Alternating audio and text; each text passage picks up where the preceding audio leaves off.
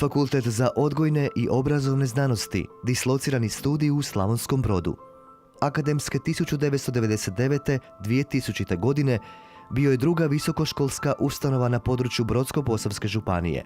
Godine 2005. počinje provedba suvremenih studija usklađenih s Bolonjskom deklaracijom na integriranome preddiplomskom i diplomskom sveučilišnom učiteljskom studiju.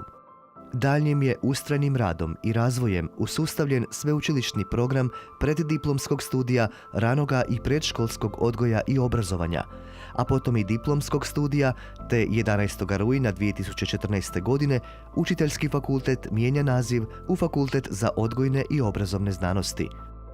Dislocirani studij u Slavonskom Brodu već 20 godina promiče znanost i kulturu u našem gradu i županiji, ne samo obrazujući nove generacije učitelja i odgojitelja, već i brojnim znanstvenim i izvannastavnim aktivnostima djelatnika i studenata fakulteta.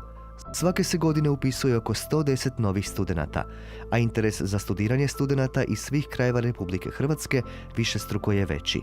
Osim toga, na studiju se svake godine cjeloživotno obrazuje 50 do 100 stručnjaka kroz dodatno pedagoško-psihološko obrazovanje, čime se unapređuju ljudski potencijali u osnovnom i srednjem školstvu na području Brodsko-posavske županije i šire. U prigodi obilježavanja 20 godina postojanja, uspješnog rada, značajnog doprinosa na unapređenju i kvaliteti nastavnog procesa, te povećanju znanstvenih, obrazovnih i ljudskih potencijala na dobrobit grada Slavonskog Broda, dodjeljuje se javno priznanje Grb grada Slavonskog Broda.